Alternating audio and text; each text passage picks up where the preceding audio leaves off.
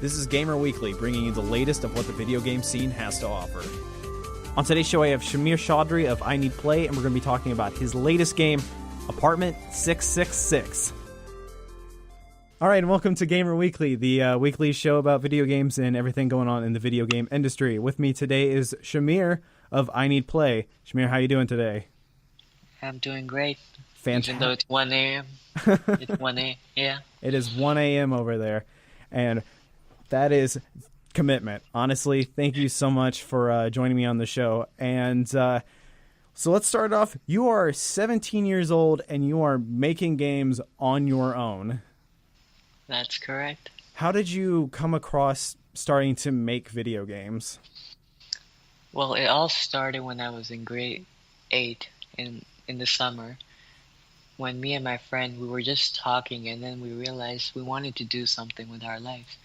My friend, he was more interested in law, but I was more interested in video games and business. So I brought those two aspects of my interests together and created a video game company, and that's where I started. I started by publishing my first app on Android. From there, in under 3 years, I'm on Steam. And so how exactly did you learn how to make games? Was this like a class that you took, or was it something you found online? YouTube was my main source of learning because that's the easiest way to learn for me. If I see people programming or doing software or something, I learn really quick. So, yeah. In weeks, I learned like a little bit of programming, artwork, how to build the game itself, getting everything ready for Play Store, publishing, and stuff like that. And so currently you're working on a game called Apartment 666, and it has a very PT mixed with like a Slenderman kind of look to it. What was the inspiration behind this game? Well, me and a friend, we decided let's, get off from mobile platforms and let's go towards PC, because Steam was like the holy grail of gaming, where gamers were. So we wanted to target that market. So we decided with the game called Apartment 666. So this game took actually 2 years to make, and I'll explain why. The first year when we made this game, I got help from some people. I paid them, we worked together, and they really messed the game up, so I had to cancel the project. So only until this year 2, I could finally finish the game, and we launched. So it took you 2 years, but you're finally to the finish line of this game. Yep, that's true. That's correct. There's a lot of updates that are coming. So. And is this strictly a single-player game? Yeah, it's a single-player game, but in my perspective, you really want to play it with your friends watching. It just adds to the experience. So what is the overall plot of Apartment 666? Well, you're a 12-year-old kid that wakes up one day, your parents are missing, so you want to explore the apartment to see what happens. And every time you exit, you wake up back again in your room to explore the apartment again. So you keep doing this again and again, and the story is revealed through newspapers, through audio, and it's a short game, about 30 minutes to an hour, but the atmosphere, I think, is one of the best. Took a lot of time to perfect. And so did you guys make everything yourself, like from the ground up, or did you guys have a template to go off of? We used the help of other people's artwork, and we added to that, but we got the basic models. I personally did all the lighting myself. Lighting was pretty hard, shaders too, just to make it look more realistic, better, and stuff like that. I got help with a coder. He helped me. I kind of modified what he did, and then we built on towards it to complete the game. So what is something that you feel like you've learned from the experience of making this game? Well, I've learned more after launch than I did before launch. And the biggest thing I learned was that its pricing is really important because when I launched this game, it was a bit too expensive for people's tastes. So I learned that you really want to price your game accordingly to the amount of gameplay. I think that's how people are setting their standards. If your game is short, about under an hour, you want to keep it lower than $5 a pop. And if you do anything higher, people just create a huge fuss about it. I've definitely noticed that. It seems like if you don't have a bunch of fetch quests and stuff that keeps you busy for like 60 hours, people just don't want to pay $60 for a game. Yeah, exactly. And I think that's reasonable. So what advice would you give to people your age that want to make video games? The biggest advice I would give is like don't stop trying. And this is why I feel that's important. When I started making games, I barely got like one download a day. And towards the peak of my Android games, I got over 10,000 downloads a day, and that was under a year. And the only reason that happened was I never stopped trying.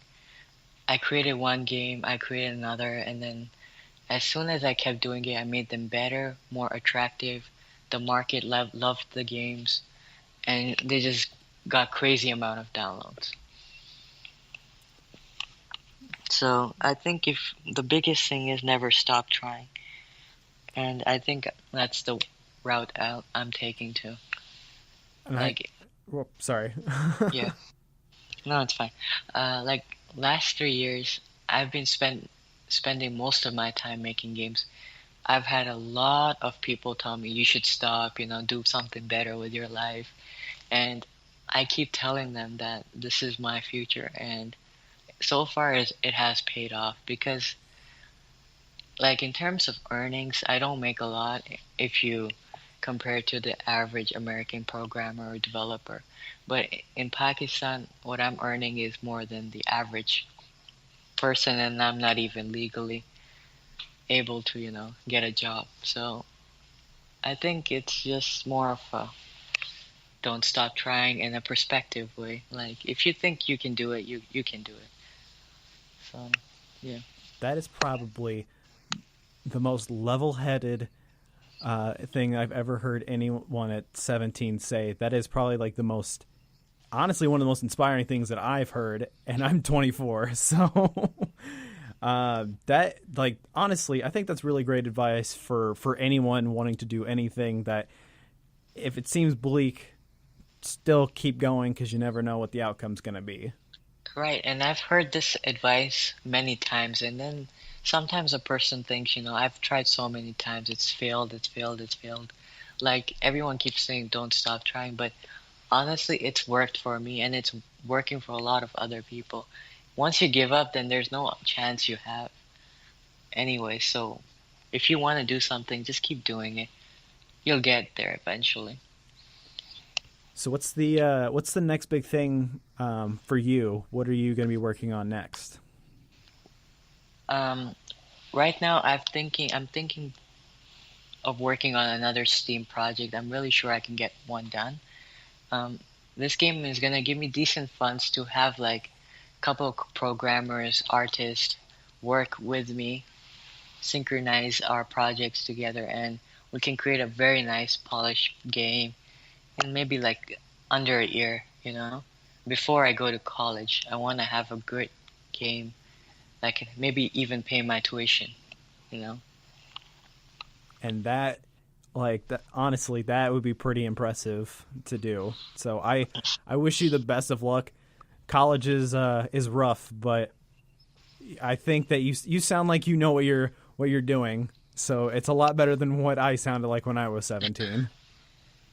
Thank you. No problem, man. But if you want, let me tell you a little story or what I've experienced over the years. After like maybe 5 or 10 Android games I made, I was approached by Microsoft, and this was during the beginning days of Windows Phone. Well, not beginning, but towards the middle of Windows Phone, and they said like, we'll give you They gave me a Windows Phone. They gave me 2 copies of Windows 8. That's around $300 each at that time. They gave me a Surface tablet, and they gave me about $1,000 in advertisement to make my games onto Windows Phone. So if it wasn't for Microsoft, might have stopped, But Microsoft really pushed me forward in terms of my development career, and this happened right about 1 year after I started. I was approached by them. They said, we love your games, bring them to Windows Phone. It took me around one weekend, not even a weekend, actually one day, to create my games from Android to Windows Phone and launch them on the Windows Phone store. So I did that really quickly. I was actually impressed how quickly I did that. But Microsoft really liked the games. I got around 100,000 downloads on Windows Phone, which is really impressive because Windows Phone is such a small market. So yeah. I was about to say, because I think you got like, for every person that owned a Windows Phone, I'm pretty sure they downloaded your game. Yeah, I think like 10 million phones were sold, and I got 100,000 downloads on one game. So that's like almost 1% of all Windows Phone down. That's still pretty good. That is pretty good, yeah. So how can everyone find your games? Well, on Android's Google Play, my games are under I Need Play. If you just search I Need Play up, no spaces, you'll find like 20 games that are from me. Windows Phone, same thing. I was gonna develop for the App Store, but I just got too busy with my Steam games. But probably in the near future, I might go towards App Store. But I'm starting to progress from mobile to PC, and I'm hoping I can get a team really soon together. And yeah, so 5 to 10 years, I think I might even have a professional 20-30 man company, the way I'm seeing things, but who knows. That is, I mean, at 17, that is extremely impressive. Like, well, thank you. No problem. Like, when I was 17, I was in marching band, and that's all I thought about. But you actually like have a game plan. That's unbelievable, honestly. Like, kudos to you, man. Thank you. All right, and we're going to wrap up the show. Shamir, thank you so much for coming on to the show. Definitely check out his game Apartment 666. You can find it on the Steam store, which I will put a link at the bottom of the interview for everyone to click and download as well. And if you enjoy news as well, check out Games and Stuff, where I also did a couple segments with them. And all right, that's it. Once again, Shamir, thank you so much, man. Thank you. All right. Bye. Thank you for listening to this week's Gamer Weekly. This is Justin Bannister signing off.